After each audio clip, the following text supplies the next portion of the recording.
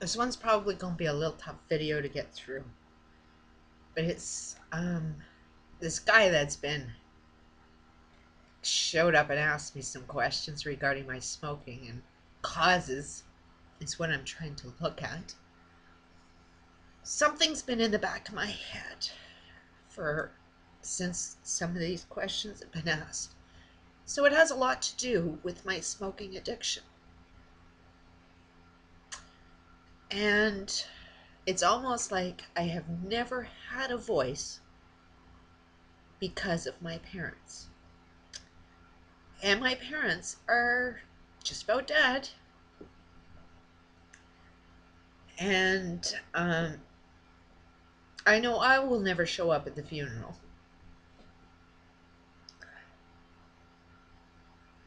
So I thought I'd have my own little funeral now. Here lies John and Rita Lapointe.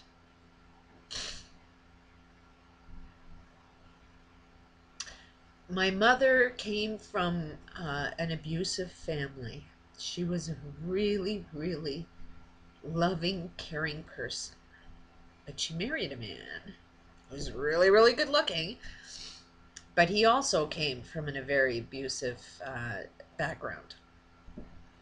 So he was extremely abusive. His father was an alcoholic, so he swore he would never be an alcoholic.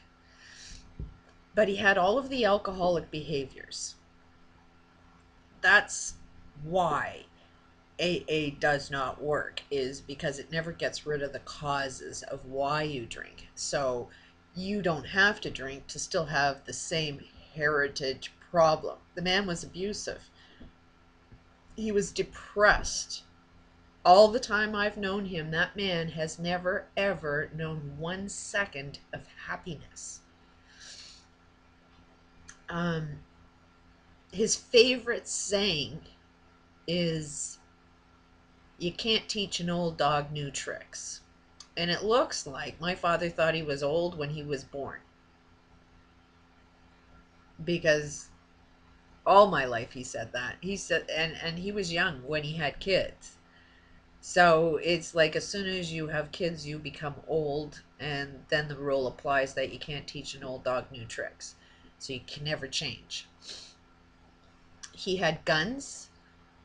I have always had an inside fear all my life that this man was going to kill his entire family because he's seen his world really, really painful, and you could tell that he wanted to end the pain for him and his family.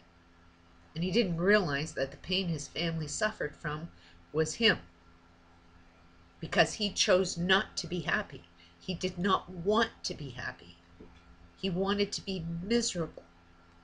And he wanted to take out his pain out in everybody else, especially my mother, who I noticed all my childhood, in order to not get into trouble with my father, she would always say, "Oh, I can't remember." Now she has Alzheimer's. It's almost like a self-created disease where it kept her protected as long as she couldn't remember she was safe.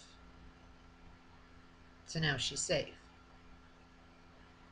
She stored over $30,000 in her closet, thinking one day she'll be able to escape that man. Now she's stuck on happy. Her brain has protected herself, and now all she sees is happy. She sees her husband as her buddy, her best friend. The best thing on the planet is her husband now. She's basically lost her mind so much that she sees all the good in my father, which means that now if my father does anything cruel to her children, it's okay. It's a good thing. This was a big secret, this money that was hidden in the house. I was the only one she told. I have an alcoholic brother who's constantly on drugs, but it's a big secret. He doesn't let anybody know. He's very, very manipulating and controlling, exactly like his father. and controlled how his children breathe. They weren't allowed to do anything.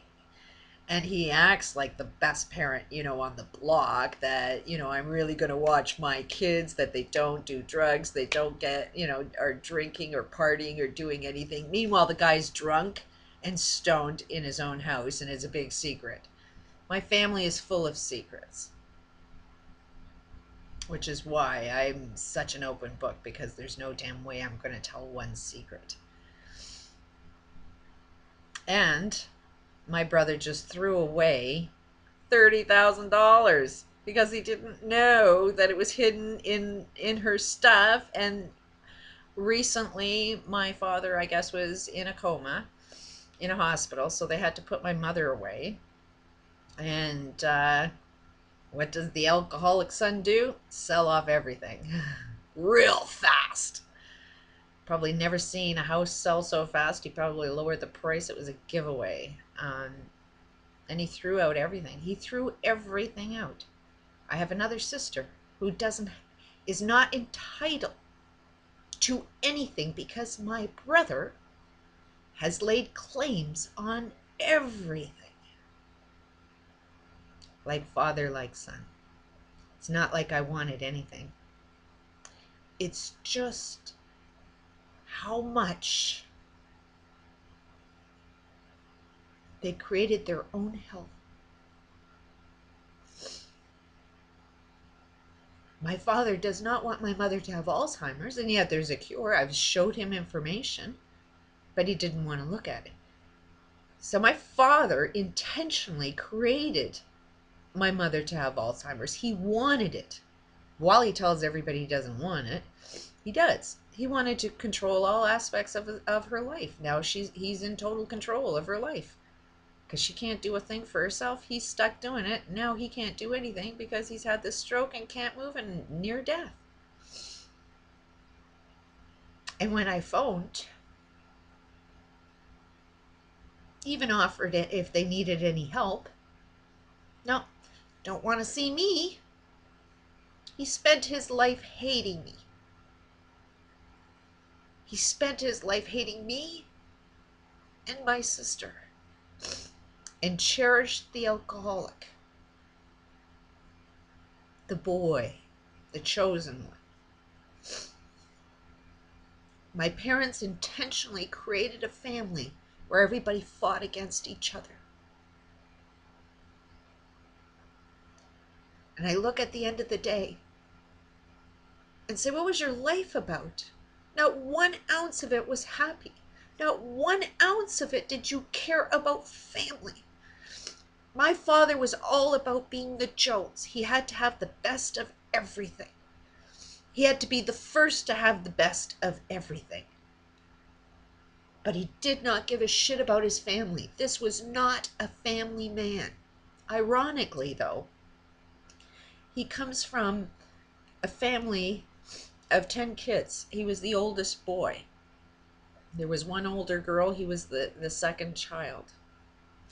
And being that my grandfather was an alcoholic, my father at a very young age had to support his entire family. Mostly all girls. And it's pretty clear that my grandfather didn't give a shit about my grandmother, so same pattern. My father didn't care about his wife, my mother. My grandfather didn't care about the family. He gambled the house away. He was an alcoholic. There's definitely sexual abuse in that family. My father was exactly the same way. You couldn't hug anybody. You couldn't show anybody any love because love meant sexual abuse, and he was against that. So he went to one extreme to another. I'm sure he didn't like being a child holding responsibility of a family he didn't even create. He was part of. This is probably why he has a hate on women more stronger than any. He perpetuated the pattern, just like my brother is perpetuating the pattern. He doesn't seem to like his daughter, but really worships the son. You can see there's even a rivalry because the son is a genius. They had him in university when he was like 12, 13, they had him going to university, taking university courses, and were pressuring the daughter to be just as smart as the son. And like, that is not her thing. She was not into the same kinds of quantum physics and shit like that. The daughter was not into that, but they were pressuring her to be as smart as the other guy. So there's probably going to be a battle between them. But there's my family tree. What a waste of life. And I'm trying to ask the question, what does love feel like? And it's sort of like proof that a child knows best. A child knows more than an adult. Because when they were beating the friggin' crap out of me when I was 3 years old, I knew that that was not love, but they called it love. Beating, torturing is called love. And yet, at 3 years old, I knew that that was wrong. Which is kind of what got me on my path, is if you're wrong about that, you're probably wrong about everything else. So here lies John and Rita Lapointe. Two people that didn't know what they were doing. They didn't want to know what they were doing. They didn't want a happy life. It was just a complete waste. I can't see the purpose in it. I really cannot see the purpose in it. Why would you have children and pass down those family genes? And then I have 4 kids. And I did my damnedest to do something different. But in how many ways could I be exactly like my parents and not even know it? Just like them. At the end of the day, is my life going to be a waste? That's the pain. It's because human life seems like such a waste. We are so caught up in the pain. We know it's wrong. We know that is not love. So what is love? If I am wrong, then tell me what is right.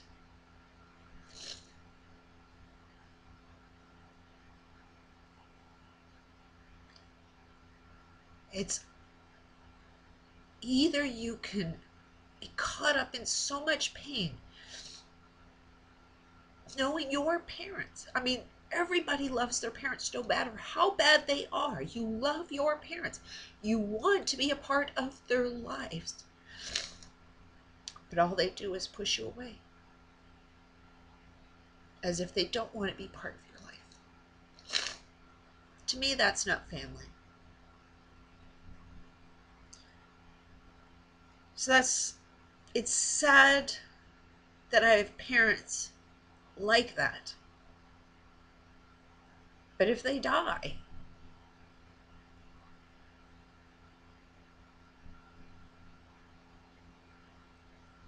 how much more painful would that be? Like,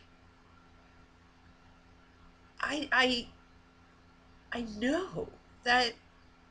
Is it more painful that they're dead or painful that they're alive?